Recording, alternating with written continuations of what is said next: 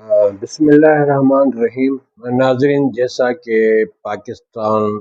کا اہم مسئلہ جو آرمی چیف کی مقرری اور جوائنٹ چیف آرمی اسٹاف کی مقرری، یہ دونوں ایسے مسئلے تھے جس میں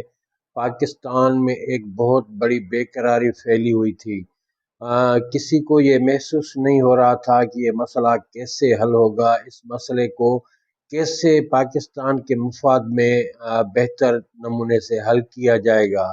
پاکستان کے وزیر اعظم شہباز شریف نے جو اس کا آئینی حق ہے، اس کے تحت جناب لیفٹیننٹ جنرل عاصم منیر کو ترقی دے کر پاکستان کا آرمی چیف مقرر کیا، اور جناب لیفٹیننٹ جنرل شاہر شمشاد کو 4 اسٹار جنرل کے طور پہ ترقی دے کے joint chief of army staff مقرر کیا گیا۔ بہت بڑے بحث مباحثے اور مختلف طریقوں سے مسئلے کو حل کرنے کی کوشش کرنے کے بعد آخرکار یہ نامزدگیوں کا اعلان کیا گیا۔ جیسے نامزدگیوں کا اعلان ہوا اور سمری صدر پاکستان جناب ڈاکٹر عارف علوی صاحب کے پاس بھیجی گئی تو بہت سارے شک و شبہات پیدا ہو گئے، جیسا کہ پی ٹی آئی کے سربراہ اور سابق وزیر اعظم نے اعلان کیا کہ ہم اس بات کو اچھے نمونے سے کھیلیں گے، تو اس سے بہت ساری مبہم ساری باتیں پیدا ہو گئی۔ لوگ یہ سمجھنے لگے کہ آرمی چیف کی نامزدگی کو پیڈنگ میں رکھا جائے گا اور عمران خان اس مسئلے کو بہت ہی گمبھیر طریقے سے لے جائیں گے، لیکن پاکستان کی آرمی پاکستان کی وحدت، پاکستان کی سلامتی کی ضامن ہوتی ہے، اور عمران خان نے اس بات کو محسوس کرتے ہوئے خاص طور پہ صدر عارف علوی نے اس بات کو بہت اچھی طرح سے سمجھا۔ اس کو سمجھایا گیا کہ ایسی کوئی بھی حرکت نہیں کی جائے جس میں پاکستان میں انتشار پیدا ہو اور پاکستان آرمی کی کمانڈ میں کوئی مسئلہ ہو۔ اسی وجہ سے عارف علوی نے عمران خان سے ملاقاتوں کی، پتہ نہیں اس میں کیا باتیں ہوئی، لیکن فوری طور پہ جو صدر پاکستان ہے اس نے سمری پہ سائن کر دی گئی، اور جیسے ہی سمری پہ سائن ہوئی تو Asim Munir chief of army staff اور جناب شاہر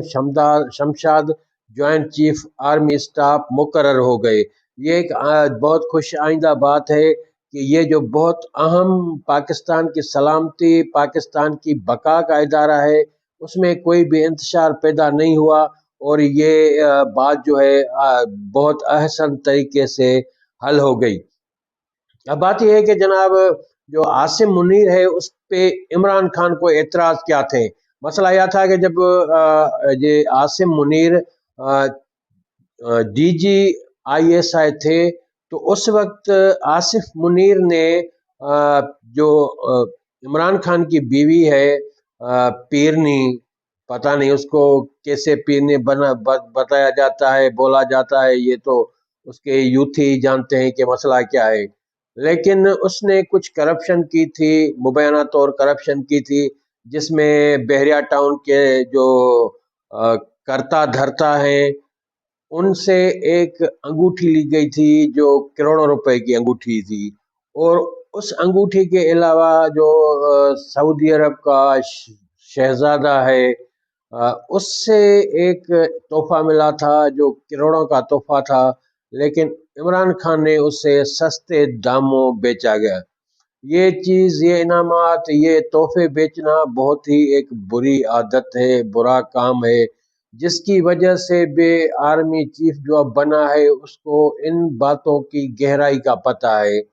کیونکہ جب وہ D G I S I تھے تو انہوں نے عمران خان سے، وزیر اعظم جب عمران خان تھے تو اس کو بتا دیا تھا کہ آپ کی یہ پیرنی صاحبہ وہ کرپشن کر رہی ہے، وہ بہت سارے پلاٹس، بہت سارے سونا وہ بطور تحفہ لے رہے ہیں، اور یہ جو ہے پاکستان کے لیے بہت ہی غلط بات ہے، پاکستان کے وقار کے لیے غلط بات ہے۔ تو اسی وجہ سے عمران خان کو لگتا تھا کہ اگر Asim Munir chief of army staff ہوئے تو اس کی سیاست کے سارے دروازے بند ہو جائیں گے، اور اس میں کوئی حقیقت بھی ہے تو عمران خان کو اسٹیبلشمنٹ نے بہت ہی 20-25 سال سے اس کی تربیت کی گئی، اس کو پالا گیا، اس کو اس مقام پہ پہنچایا گیا کہ اس کو وزیر اعظم کا پاکستان کا عہدہ دیا گیا۔ اب یہ تو پاکستان کی قوم کی بدنصیبی تھی کہ ان کو عمران جیسا ایک وزیر اعظم ملا جو سارے ملک کو اس نے تباہ و برباد کر دیا، ملک کے وقار کو داء پہ لگا دیا، ملک کی سالمیت کو داء پہ لگا دیا۔ اور اسی وجہ سے جناب عاصم جو سابق چیف آف آرمی اسٹاف تھا، جنرل قمر جاوید باجوہ، اس نے مجبور ہو کے عمران خان کو بیک کیا، اس کی حکومت ختم کر دی، اور پی ڈی ایم کو موقع دیا کہ وہ اپنی فیئر اینڈ صاف نمونے سے اپنے عدم اعتماد کی تحریک لائیں اور اس میں اپنا وزیر اعظم سلیکٹ کریں، کیونکہ پہلے جناب ہمارے D G a I S I تھے لیفٹیننٹ جنرل فیض حمید، تو اس نے عمران خان کا بہت غلط طریقے ساتھ دیا تھا۔ اس نے جب سینٹ کے چیئرمین کے لیے عدم اعتماد کی تحریک پیش کی گئی تو اسی فیض حمید نے اتنا کچھ کیا کہ ووٹ جو الیکٹڈ لوگ تھے وہ پیپلز پارٹی نون لیگ کے اور حمایتوں کے زیادہ تھے، لیکن جو سینٹ چیئرمین منتخب ہو گیا وہ عمران نیازی کا نامزد تھا، کیونکہ اس میں سے دھاندلی ہوئی، اس میں سے ووٹوں کو جو وہ چوری کیا گیا، لوگوں کو دھمکایا گیا، ان کو لالچیں دی گئی اور حکومت کی فیور میں ووٹ لیے گئے۔ یہ کچھ ایسی باتیں ہیں جو جنرل فیض حمید سے منسوب ہیں، جو جنرل باجوہ سے منسوب ہیں، جس کی وجہ سے پاکستان کی سیاست کی، پاکستان کی اسٹیبلشمنٹ کی بہت ساری بدنامی ہوئی ہے۔ اسی وجہ سے فوج کو بھی بہت کچھ برداشت کرنا پڑا، لوگوں کو، سیاستدانوں نے ان پہ الزام لگایا کہ یہ سلیکٹرز ہیں،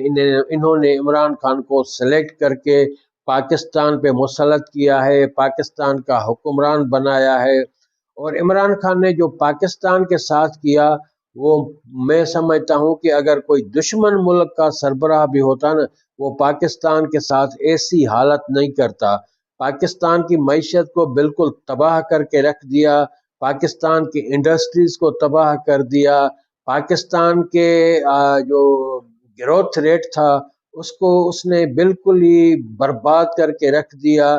اگر عمران نیازی کچھ وقت اور پاکستان پہ حکمرانی کرتا تو پاکستان کی حالت بھی سری لنکا جیسی ہوتی، پاکستان بھی سری لنکا ہو جاتا اور یہاں پہ بھی پاکستان کا بھی دیوالیہ نکل جاتا، بینک کرپٹ ہو جاتا اور پاکستان کی جو معیشت ہے نا وہ بالکل بیٹھ جاتی اور پوری دنیا پاکستان سے لا تعلق ہو جاتی اور پاکستان کا وجود خطرے میں پڑ جانا تھا۔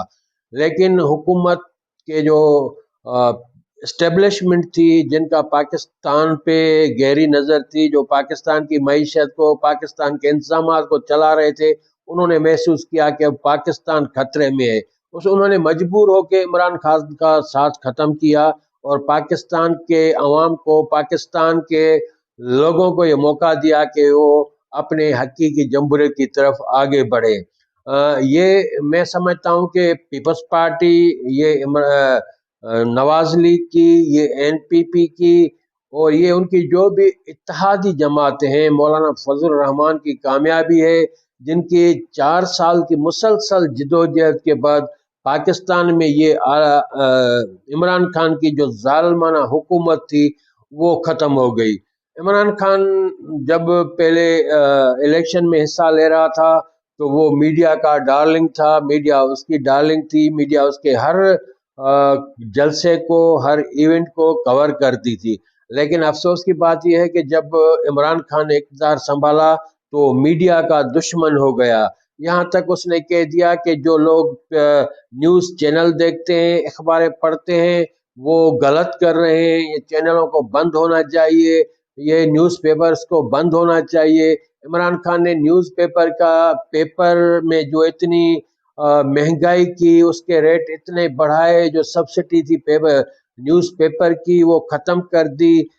میڈیا کے اشتہار بند کر دیے۔ ہمارے جو سینئر صحافی تھے حامد میر اور ڈاکٹر سید شفقت حسین، سید طلعت حسین، دوسرے جو بھی سینئر سارے صحافی دوست تھے، ان سے بہت زیادتیاں ہوئی، ان کو اغوا کیا گیا، ان کو تشدد کا نشانہ بنایا گیا، ان کی جو ہے نوکریاں ختم کر دی گئیں، ان کو اتنا ہراساں کیا گیا، وہ مجبور ہو کے وہ یوٹیوب سوشل میڈیا پہ آ گئے، اپنے چینلز بنا کے وہ عوام کو صورتحال سے آگاہ کرتے رہے۔